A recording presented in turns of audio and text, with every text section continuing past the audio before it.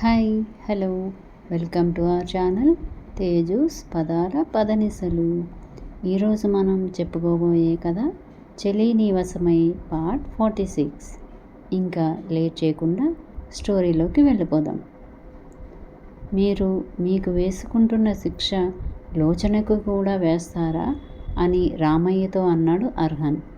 అర్హన్ మాటల్లోని భావాన్ని అర్థం చేసుకున్న రామయ్య ఒక్క క్షణం కదిలిపోయాడు. తన తెలివి తక్కువతనంతో లోచనకి ఎంత పెద్ద శిక్ష విధించబోయాడో అర్థం కాగానే, ఈ తాతయ్యని క్షమిస్తావా తల్లి అని లోచన చేతులు పట్టుకొని అడిగాడు. తాతయ్య అంటూ ఆయన్ని హత్తుకొని ఏడ్చేసింది గట్టిగా. నన్ను క్షమించు లోచనమ్మ, దిద్దుకోలేని తప్పు చేసేశాను నేను. ఈ ఇంటి మనవరాలన్న గుర్తింపు నీకు రావాలనుకున్నాను, కానీ అది ఎంత పొరపాటో నేను గ్రహించలేకపోయాను. ఆయన కూడా కళ్ళనీళ్లతో చెప్పారు.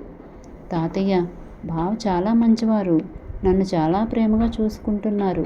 ఇప్పటి వరకు నన్ను ఒక్క మాట కూడా అనలేదు తెలుసా, ఎవ్వరినీ అననివ్వలేదు కూడా. ఇంకా మేం పూజ కూడా చేశాం అని సంబరంగా చెప్పింది లోచన. నువ్వు అలా చెయ్యబట్టే బావ నా భర్తగా వచ్చాడు అన్న అర్థం ఉంది ఆ మాటల్లో. నువ్వు బంగారం తల్లి, అందుకే జరిగిన చెడులో కూడా మంచినే వెతుక్కున్నావు కానీ అంటూ ఆయన మాటలు దిగమింగుకున్నారు. ఎరా, నా దగ్గరకు రావా? బాలు ముందుకు వచ్చి అడిగాడు. బాలు అని బాలుని హత్తుకుని, నువ్వు వెళ్ళొద్దు, ఇక్కడే ఉండు నాతో అని అడిగింది. నీతో కలిసే ఊరు వెళ్తాను, కానీ ఇక్కడ కూడా ఉండను, లోచన తల నిమురుతూ చెప్పాడు బాలు. నా దగ్గర ఉండొచ్చు కదా బాలు అని అడిగింది బేలగా. మాటిస్తున్నా, నీ పిలుపు వినిపించేంత దగ్గరగా ఉంటాను. నీకు ఎవరూ లేరని ఇష్టం వచ్చినట్టు నీ జీవితం గురించి లెక్కలేనట్టు నిర్ణయాలు తీసుకున్నారు ఇప్పటి వరకు, కానీ ఇక మీదట అలా జరగనివ్వను. నీ వెంటే ఉంటాను, అనుక్షణం నిన్ను కాచుకుంటాను, లోచన చేతిలో చెయ్యి వేసి చెప్పాడు బాలు. అయినా వదలలేదు బాలుని. జాగ్రత్తగా ఉండు టిల్లు అని లోచనని దగ్గరకు తీసుకుని తన నుదిటి మీద ముద్దు పెట్టాడు. అలా పెట్టేటప్పుడు అప్రయత్నంగానే అర్హంత్ వైపు చూశాడు. బాలు చూపులోని భావం అర్థమైనట్టు అందంగా నవ్వేశాడు అర్హంత్. జాగ్రత్త త్రిలోచనమ్మ అని లోచన తల నిమిరి బయటకు నడిచాడు రామయ్య. వెనుకే అనుసరించాడు బాలు. వాళ్ళ వెనుకే వెళ్ళబోతున్న లోచన భుజం చుట్టూ చెయ్యి వేసి ఆపేశాడు అర్హంత్. అర్హంత్ని హత్తుకొని తాత, బాలు అని చిన్నగా వెక్కుతూ చెప్పింది లోచన. గుమ్మం బయటకు అడుగుపెట్టి వెనక్కి తిరిగిన బాలుని చూసి మరింతగా లోచనని తన దగ్గరకు హత్తుకుని తల మీద ముద్దు పెట్టాడు అర్హంత్. అక్కడ బాలు పిడికిలి బిగుసుకోవటం చూసి అర్హంత్ మనసు తృప్తి చెందింది. బాలు విసురుగా వెనక్కి తిరిగి వెళ్ళిపోయాడు. నీకు ముందే తెలుసు కదా బాలు త్రిలోచనమ్మ పెళ్లి గురించి? కారు ఎక్కగానే అడిగాడు రామయ్య. నిన్ననే తెలిసింది తాత, నిన్న టిల్లు దగ్గర నుండి ఫోన్ వచ్చింది, అప్పుడే తెలిసింది. కానీ మీకు ముందే చెప్తే మీరు బాధపడతారు, అసలు ఇక్కడి వరకు రావడానికి ఇష్టపడతారో లేదో అన్న సందేహం. పైగా టిల్లు పెళ్లి గురించి మీరెన్ని కలలు కన్నారో నాకు తెలిసి ఈ విషయం చెప్తే మీరెలా రియాక్ట్ అవుతారో అన్న భయం. ఇక్కడికి వచ్చే వరకు చెప్పాలనే అనుకున్నా, కానీ భయం నన్ను ఆపేసింది నిట్టూరుస్తూ చెప్పాడు బాలు. రాజేశ్వరీదేవి చేసిన దానికి ఖచ్చితంగా శిక్ష అనుభవిస్తుంది కోపంగా అన్నారు ఆయన. బాలు ఆలోచిస్తున్నట్టు ఉండిపోయాడు. ఏడుస్తున్న లోచనని తీసుకుని సోఫా దగ్గరకు వెళ్ళి మెయిడ్ని పిలిచి వాటర్ తీసుకురమ్మని తన పక్కనే కూర్చోబెట్టుకున్నాడు అర్హంత్. అర్హంత్ భుజం చుట్టూ చెయ్యి వేసి హత్తుకున్నట్టే కూర్చుని తన బాధని దిగమింగుకుంటుంది లోచన. రాజేశ్వరీదేవి విసురుగా వెళ్ళబోతుంటే, మీరు నాకు సమాధానం చెప్పకుండా ఇక్కడి నుండి వెళ్ళలేరు రాజేశ్వరీదేవి గారు. చాలా వాడిగా వచ్చాయి అర్హంత్ మాటలు. హో, అంటే ఇప్పుడు మీ నానమ్మని పేరు పెట్టి పిలిచే స్థాయికి వెళ్ళిపోయావా? అక్కసుగా అడిగాడు చక్రపాణి. లోచన పక్కకి జరగబోతుంటే తనకి ఆ అవకాశం ఇవ్వకుండా మరింత దగ్గరకు తీసుకుని ఏం భయం లేదు అని మెయిడ్ ఇచ్చిన వాటర్ గ్లాస్ లోచన నోటి దగ్గర పెట్టి తనే స్వయంగా తాగించాడు. అదంతా చూస్తుంటే రాజేశ్వరికి అరికాలి మంట తలకెక్కినట్టు అనిపించింది. తన కోపాన్ని కంట్రోల్ చేసుకోలేకపోయింది. అర్హన్, ఈ పెళ్ళికి అలానే నీ పక్కనున్న మనిషికి ఎలాంటి విలువ లేదు.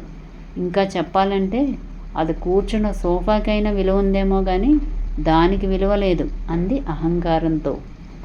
అర్హన్ కళ్ళు అరుణిమని పూసుకున్నాయి. విసురుగా తన ముందు ఉన్న గ్లాస్ టీపాయ్ని ఒక్క తన్ను తన్నాడు కాలితో. అది విసురుగా వెళ్ళి మరో సోఫాకి తగిలి బల్లున పగిలింది.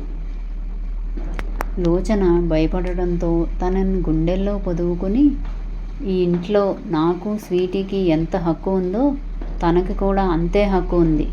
అది నువ్వు ఒప్పుకున్నా ఒప్పుకోకపోయినా నిజం. దాన్ని మార్చడానికి నువ్వేం చేసావో నాకు తెలియదు కానీ ఇక మీదట త్రిలోచన అర్హన్ చంద్రమౌళి భార్య అన్నది గుర్తుపెట్టుకో. గౌరవం ఇవ్వాలని కూడా మర్చిపోయి అన్నాడు అర్హన్. బావా, నువ్వు అమ్మమ్మతో మాట్లాడుతున్నావు.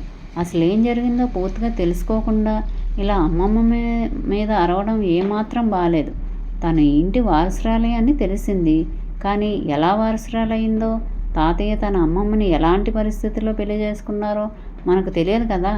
అన్నీ తెలుసుకున్నాక మాట్లాడితే బాగుంటుంది. అప్పటి వరకు అన్నీ విని మౌనంగా ఉన్న స్వీటీ మాట్లాడింది. హో, నిజమా? అయితే చెప్పమని చెప్పు మీ అమ్మమ్మని. తాతయ్య ఎలాంటి పరిస్థితుల్లో రెండో పెళ్లి చేసుకున్నాడో చెప్పమని చెప్పు. లేకపోతే నియంతలా తన మాటే శాసనం అన్నట్లు ప్రవర్తించే ఆవిడ తీరుని భరించలేక మరో పెళ్లి చేసుకున్నాడు అనుకోవాల్సి వస్తుంది.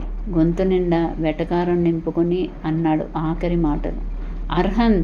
ఆవేశం పొంగింది రాజేశ్వరీదేవి గొంతులో.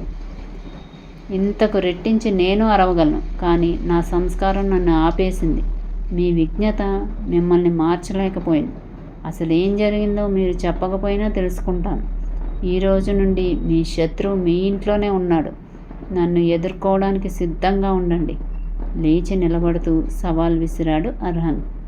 దానికోసమా? కళ్ళు చిన్నవి చేసుకుని లోచన వంక చూస్తూ అడిగింది రాజేశ్వరి. ఆజ్ఞాపించడానికి ఈ ఇంటి కోడలైంది, కానీ ఆ తర్వాత ఏమీ కాకుండా పోతుంది కదా. మీరంటే నాకు చాలా గౌరవం. మిమ్మల్ని చూసి చాలా గర్వంగా ఫీల్ అయ్యేవాడిని ఒకప్పుడు.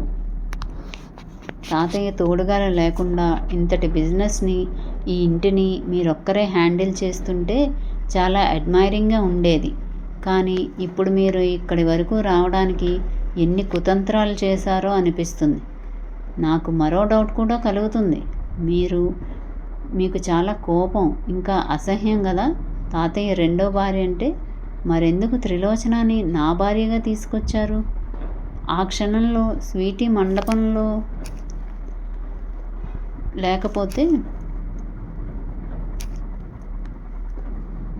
అక్కడ చాలామంది పెద్దవాళ్ళు కూతుర్లు, మన రేంజ్కి తగ్గ వాళ్ళ పిల్లలు ఉన్నారు కదా. మరి వాళ్ళని కాదని త్రిలోచనని నా పక్కన పెళ్లి కూతురుగా కూర్చోబెట్టడంలో మీ ఉద్దేశం ఏంటి? అంటే తనకి వెనక ముందు ఎవరూ లేరు కాబట్టి అడిగేవాళ్ళు ఉండరు, మీ ఇష్టం వచ్చినట్టు ఏ నిర్ణయం అయినా తీసుకోవచ్చు అనుకున్నారా? లేకపోతే మరో కారణం ఏదైనా ఉందా?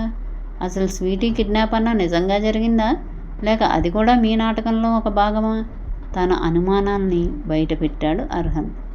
మరి రాజేశ్వరీదేవి సమాధానం ఏంటి? అర్హంత్ అనుమానం నిజమంటారా? తెలుసుకుందాం నెక్స్ట్ అప్డేట్లో.